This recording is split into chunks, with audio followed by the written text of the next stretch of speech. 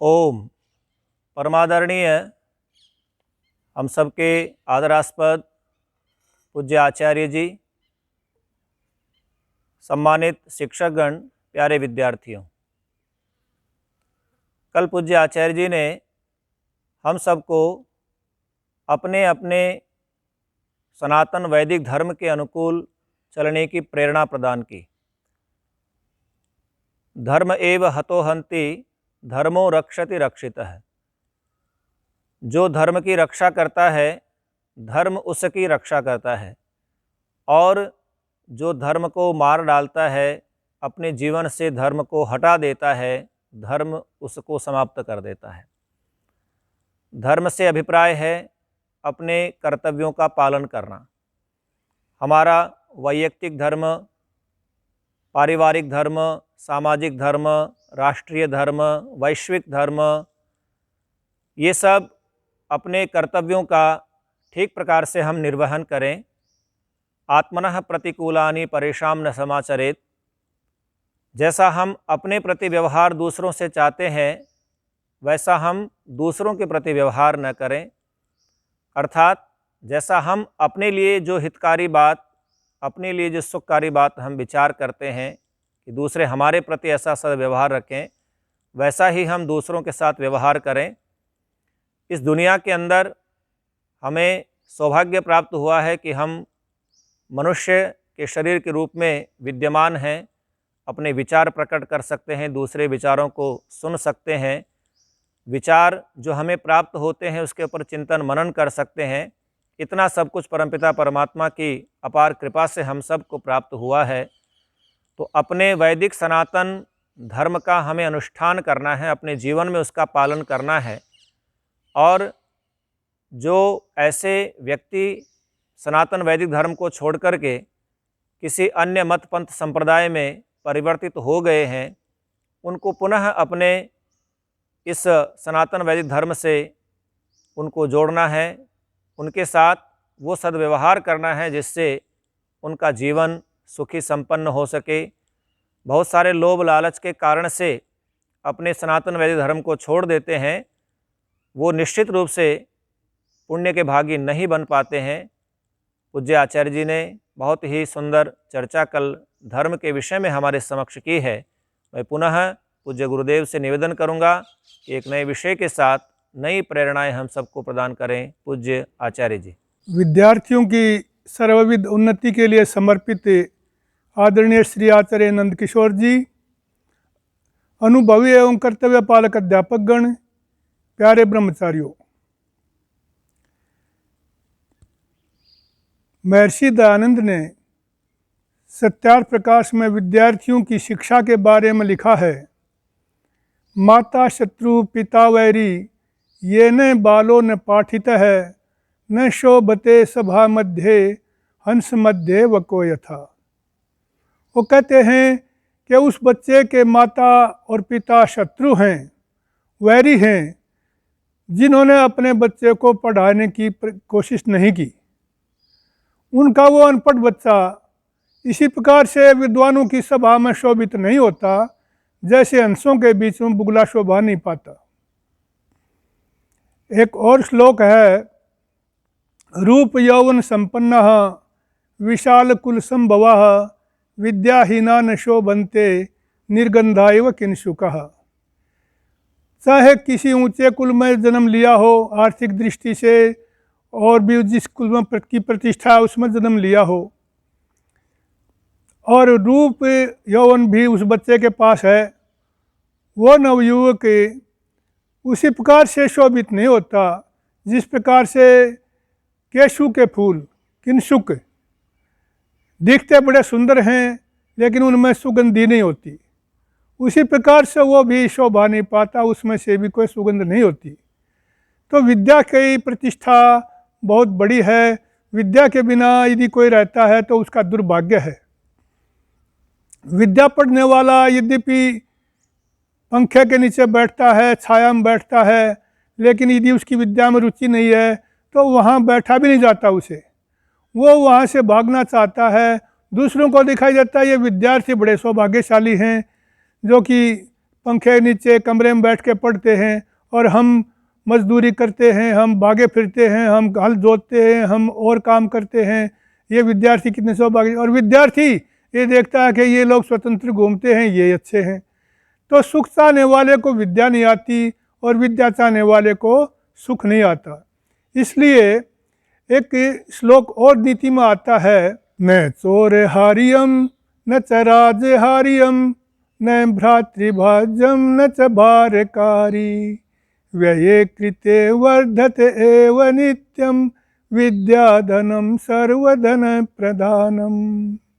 विद्या रूपी खजाना सब धनों से भी ज़्यादा बढ़िया खजाना है, ज़्यादा श्रेष्ठ खजाना है। न तो इसको चोर चुरा सकता है, न चोर हारियम न च राज हारियम। चोर नहीं चुरा सकता इस धन को, और राजा भी नहीं छीन सकता। न भ्रातृभाज्यम न च भारकारी, और धनों को तो भाई बंटवा लेते हैं, मकान को बंटवा लेंगे, पैसे को बंटवा लेंगे, और कोई चीज़ साधन है उनको बंटवा लेंगे, लेकिन भ्रातृभाज्यम न, ये विद्या रूपी खजाना इसको भाई भी नहीं बंटवा सकते। तो इस विद्या रूपी खजाना जिसके पास है, विद्या जिसने पढ़ ली, उसकी ही प्रतिष्ठा वास्तव में होती है। राजा के पास क्या नहीं होता, राजा के पास धन संपत्ति होती है, संसाधन होते हैं, मान प्रतिष्ठा भी होती है, लेकिन जहाँ विद्वत्ता की बात आती है, यदि राजा अनपढ़ है और उसका वो सम्मान नहीं होता जो एक विद्वान का होता है। स्वदेशे पूज्यते राजा विद्वान सर्वत्र पूज्यते। तो इसलिए विद्या प्राप्ति के लिए हमें अत्यधिक प्रयास करना चाहिए। विद्यार्थियों का लाभ इसी बात में है कि निश्चित रूप से विद्या पढ़ें, चाहे कितना ही कष्ट क्यों ना होता हो। विद्या प्राप्ति के लिए सतत निरंतर अभ्यास करना चाहिए। विद्या प्राप्ति करने में जितने भी कष्ट आए उतने ही सहन करके और विद्या को प्राप्त करना चाहिए। यत्तद अग्रे विषमिव परिणाम अमृतोत्तम। जो शुरू में कार्य कठिन दिखता है, अच्छा कार्य है, वो बाद में अमृत तुल्य सुख देता है। इसलिए विद्या पढ़ने के बाद जो सुख होता है, जो संतोष होता है, जो प्रसन्नता होती है, वो न पढ़ने वाले को नहीं होती। एक विद्यार्थी परिश्रम करके अच्छा रिजल्ट देता है अपना, और एक न पढ़ा नहीं, वो फेल हो जाता है। दोनों के मुख को देखो, एक का चेहरा प्रसन्नता से खिला हुआ होगा, दूसरा उदास होगा। उस दिन उस पढ़ने वाले विद्यार्थी को जो सुख होगा उसका कोई मुकाबला नहीं है। इसलिए बहुत पढ़ने का प्रयास करना चाहिए, अनपढ़ नहीं रहना चाहिए। विद्या की ही पूजा संसार में होती है। विद्या रूपी धन बहुत बड़ा धन है। सब जितने भी दान कोई देते हैं, सब दानों से बढ़कर ये विद्या का दान है। मैं आपको एक विद्या प्रेमी राजा की बात बताना चाहता हूँ। वैसे तो अश्वपति के राज में भी कोई अविद्वान नहीं था, और महाराजा जनक के राज्य में भी कोई अविद्वान नहीं था। ऐसा ही एक राजा भोज हुआ है। राजा भोज ने तो इतने कठोर नियम बना दिए थे, इतना विद्या प्रेमी था, इतना विद्या विलासी था, उसने तो अपने राज्य में घोषणा करवा दी थी, कुंभकारोपि यो विद्वान स तिष्ठतु पुरेम में ब्राह्मणश्चापि यो मूर्ख है स गच्छतु पुराद गई बही।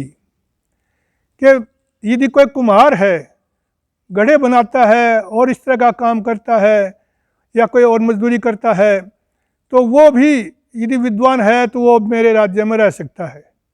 और यदि कोई ब्राह्मण है, वो यदि अविद्वान है तो वो कृपा करके मेरे नगर से चला जाए।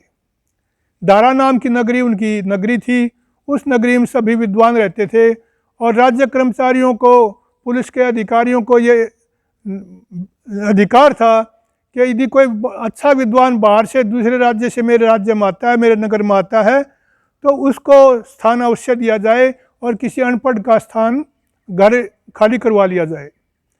तो कोई विद्वान आ गया उनके राज्य में निवास करने के लिए, बहुत प्रतिष्ठित विद्वान। राज्य के अधिकारियों ने बहुत प्रयास किया, आखिर उनको एक जुलाया कपड़ा बुनता हुआ दिखाई दिया कि ये बेचारा क्या जानता होगा। उसको कहा कि आप इस मकान को खाली करो और इसमें एक विद्वान आए हुए रहेंगे। बड़ी अच्छी बात है भाई, ऐसे तो नहीं, मुझे राजा के पास ले चलो, राजा से मैं दो बात करूँगा। उसको पकड़ के ले गए राजा के पास। राजा ने उसको कहा कि आप के घर में एक विद्वान आए, वे रहेंगे, कृपा करके आप छोड़ दीजिए। तो उस जुलाहे ने राजा को तुरंत श्लोक बना करके तुरंत ही कविता कर दी। इतना बड़ा विद्वान था वो, इतना कवि था। क्या कहा? काव्यम करोमि नहीं चारुतरम करोमि, यत्नात् करोमि यदि चारुतरम करोमि, भूपाल मौलि मणिमंडित पादपीठ, हे साहसांक कवयामि वयामि यामि। चौथी पंक्ति को आप ध्यान दो, कितना सुंदर अनुप्रास इसमें है। हे साहसांक, हे साहसी राजा, अब तू ही बता कि कवयामी मैं कविता करूं, वयामी या कपड़ा बना के गुजारा करूं, या यामी या तेरे नगर से चला जाऊं। क्या है? काव्यम करोमी यदि चारुतरम करोमी, मैं काव्य करता हूं तो बहुत अच्छा बना लेता हूं, यत्नात् कर अच्छा नहीं बन पाता, यत्नात् करोमी यदि चारुतरम करोमी, और यत्नपूर्वक करता हूं तो बहुत अच्छा बन जाता है। भूपाल मौली मंडित पादपीठ है, राजाओं के मस्तकों की मणि से मंडित शोभित पैरों वाले हे राजन, हे साहसी राजा, अब तू बता मैं क्या करूं। तो उसकी विद्वत्ता से राजा बहुत प्रभावित हुए और उसको उन्होंने इनाम दिया अच्छा, और उस आने वाले पंडित के लिए अन्य व्यवस्था की गई। इसके अतिरिक्त भी उनके राज्य में एक कवि कालिदास रहते थे। कालिदास सर्वश्रेष्ठ कवि थे, विख्यात थे। वो उस राजा के राज्य में रहते थे। राजा भोज ने एक दिन जैसे पहेलियाँ बुझाते हैं ना, ऐसे ही संस्कृत में एक पहेली प्रस्तुत कर दी, ग्लुग ग्लुग गुगलुग ग्लू। अब आप समझिए इसका कोई क्या अर्थ करेगा कोई?